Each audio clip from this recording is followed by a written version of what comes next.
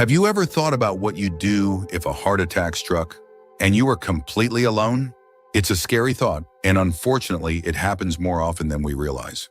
Many people believe they'll have time or that someone will be there to help, but the truth is, the first few minutes are the most critical, and what you do or don't do can make all the difference. The good news is, even if you live alone or spend most of your time by yourself, you can still survive a heart attack if you act fast and know exactly what to do. In this video, we're going to walk through 7 crucial things you must do the moment a heart attack begins, and you're the only one around. These steps are simple, practical, and life-saving. You don't need medical training. You don't need fancy equipment. You just need to be prepared and stay calm.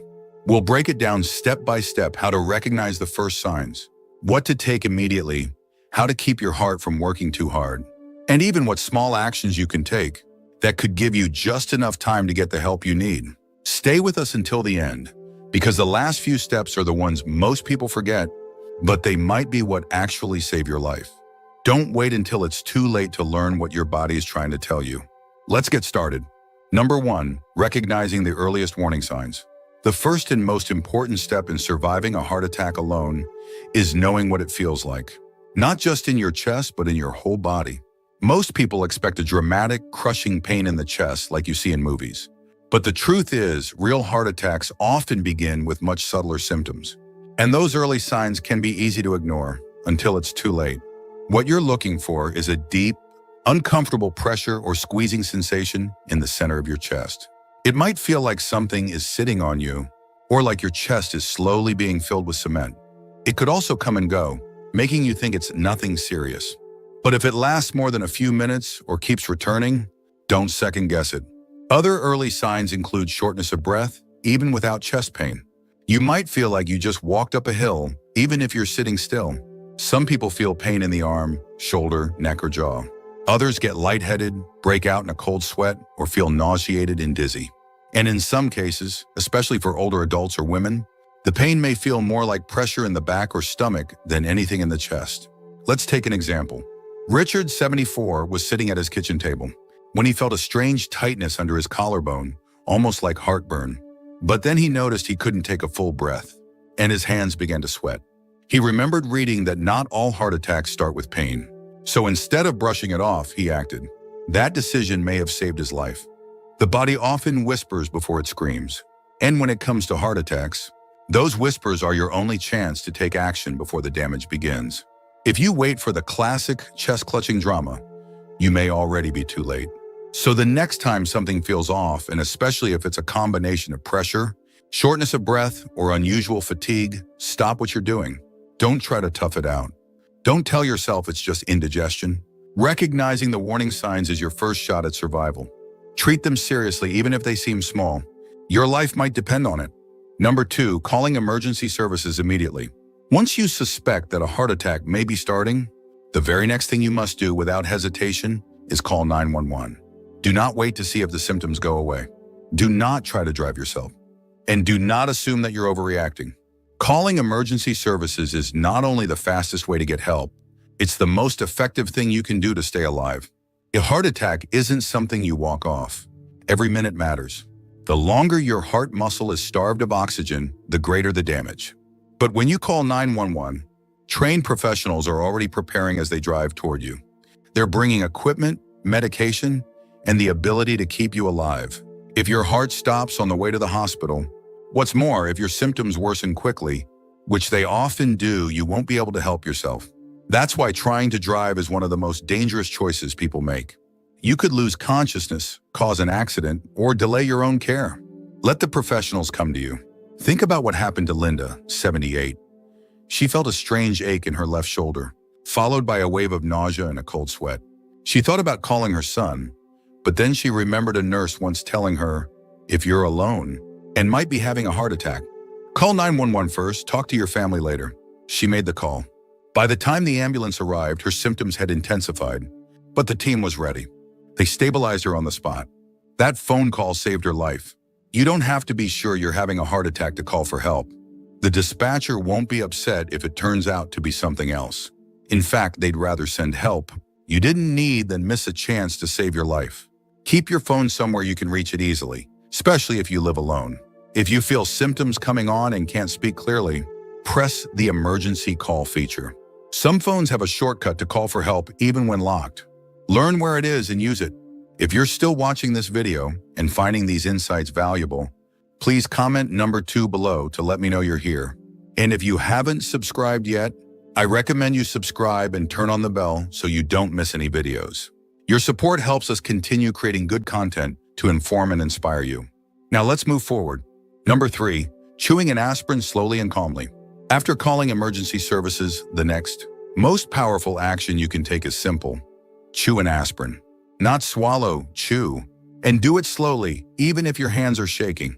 If you have access to a standard 325 milligram aspirin, and you're not allergic or on a blood thinner that would contraindicate it, this one step can significantly increase your chance of surviving a heart attack.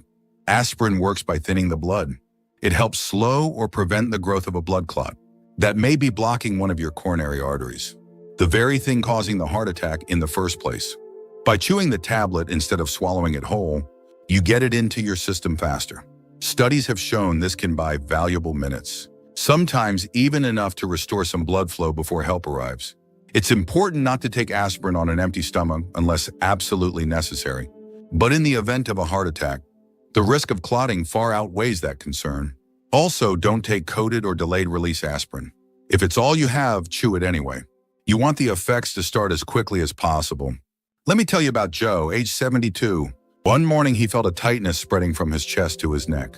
He remembered he had a bottle of aspirin in the kitchen cabinet. He chewed one while sitting down and waiting for the paramedics. Later, his cardiologist told him that single action likely reduced the damage to his heart muscle. That little pill, he said, kept things from getting worse. If you live alone, make sure aspirin is easy to access, store, some in a nightstand, your kitchen drawer, or even in your wallet. Make sure it hasn't expired. And tell your loved ones where you keep it in case they ever need to help you. This small act may seem too simple, but it's grounded in science and practiced by emergency responders around the world. Chewing aspirin during the onset of a heart attack isn't just a tip, it's a proven intervention. And in those critical first minutes, it can be the difference between walking out of the hospital or never making it there at all. Number 4, sitting or lying down to protect your heart. Once you've called for help and taken aspirin, your next job is simple, but absolutely critical. Stop moving. Sit or lie down in the safest, most comfortable position you can. This isn't the time to pace. Gather belongings or unlock doors unless it's absolutely necessary. Any additional physical effort puts more strain on your heart, which is already struggling to get enough oxygen. Ideally, you want to sit with your back supported, feet flat, and arms resting loosely.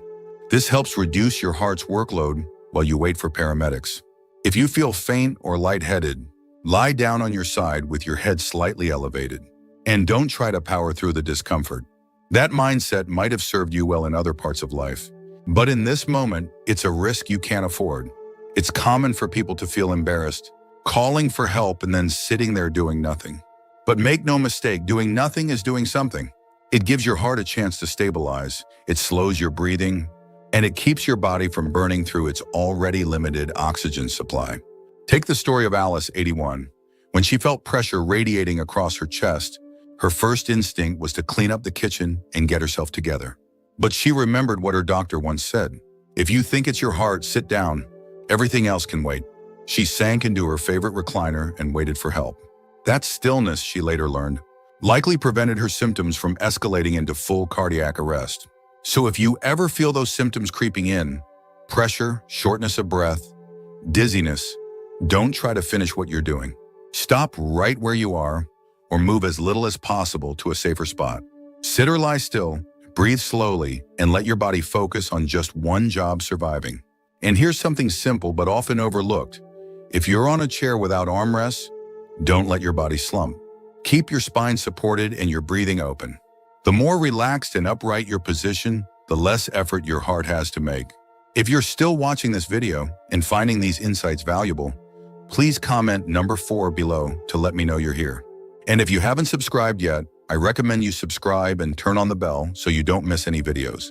Your support helps us continue creating good content to inform and inspire you. Now let's move forward. Number 5, unlocking your door for emergency responders. If you still have enough strength after calling for help and settling down, one of the most helpful things you can do is unlock your front door. It may seem like a small step, but in an emergency, even seconds matter, and a locked door can delay treatment when time is everything. Paramedics are trained to break in if needed, of course, but forced entry adds time, causes damage, and might even startle or injure you if you're close to the entry point. Unlocking the door in advance lets them walk right in and begin care immediately. That simple act could save several minutes that your heart might not have. If you live alone, especially in an apartment or gated community, think through the logistics before a crisis ever happens. Is your door easy to open from the inside? Do you have a visible address? Is there a spare key someone close by can access? These are things that don't seem urgent until they suddenly are. Consider Paul, 76, who lives in a small condo. When his symptoms began, he called 911, chewed an aspirin, and unlocked his door, all in under 2 minutes. The paramedics said that single action helped them reach him 30 seconds faster and saved them from having to break in. That's the last thing I would have thought of, he later said, but it might have been what got me help just in time. If walking to the door feels too risky, don't do it. Sit down and focus on your breathing. But if you're close to the door and feel steady enough to reach it safely, go ahead and unlock it.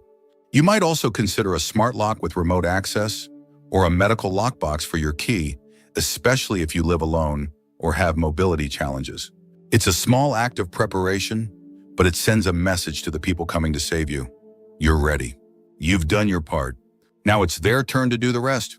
Number 6, using your phone's speaker or medical ID features. If you're waiting alone during a heart attack, your phone becomes more than just a communication tool, it becomes your lifeline. And one of the smartest ways to use it in that moment is by switching to speakerphone. This allows you to talk to emergency responders hands-free, so you can focus on breathing and staying as calm as possible without needing to grip your phone tightly or hold it to your ear. When you're under distress, even the act of holding something to your ear can make it harder to breathe. Using speakerphone not only reduces physical strain, but allows the dispatcher to hear you more clearly if you suddenly become too weak to talk. It also lets them listen for signs of your condition in the background, your breathing, your movements, even your tone. Beyond that, every smartphone now has something just as critical: your emergency medical ID. On an iPhone, it's accessible even from the lock screen. On Android phones, there's often a similar feature. It holds vital information like your age, allergies, medications, and medical conditions. If you're unconscious when paramedics arrive, this data can save time and guide decisions about your care. Take Susan, 79. She passed out just moments before help arrived, but because her phone had her medical ID set up, the paramedics knew immediately that she was diabetic and allergic to penicillin. That saved them from giving her something that could have made things worse. And they were able to call her daughter using the emergency contact listed right in the phone. Setting up this information takes less than 5 minutes, and it lasts forever. Include your name, birth date, any major conditions, medications you take, allergies, and 1 or 2 emergency contacts. It's not just for tech-savvy folks, it's for anyone who might one day need help when they can't speak for themselves. So if you ever feel those first signs of a heart attack coming on, use your speakerphone, stay connected, and trust the person on the other end. Their calm voice, steady instructions, and constant presence can make the waiting less terrifying.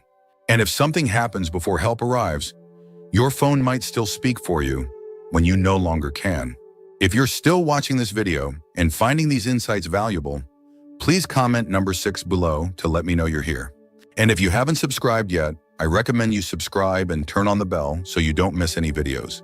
Your support helps us continue creating good content to inform and inspire you. Now let's move forward. Number 7, slowing your breath to steady your heart. In the middle of a heart attack, it's easy to feel like panic is taking over. Your chest feels tight, your thoughts race, and every second seems louder than the last. But there's one final tool you still have: your breath. And if you use it well, it can calm your nervous system just enough to give your heart a better chance at holding steady. Controlled breathing isn't about curing the heart attack. It's about keeping your body from spinning into full-blown shock while help is on the way. The more anxious you become, the faster your heart may beat. But slowing your breath can gently pull that rhythm back down. You don't need a special technique. Just try this: breathe in slowly through your nose for about 4 seconds. Hold it for a moment, then exhale gently through your mouth for 6 seconds. Do it again. Focus on that one small rhythm.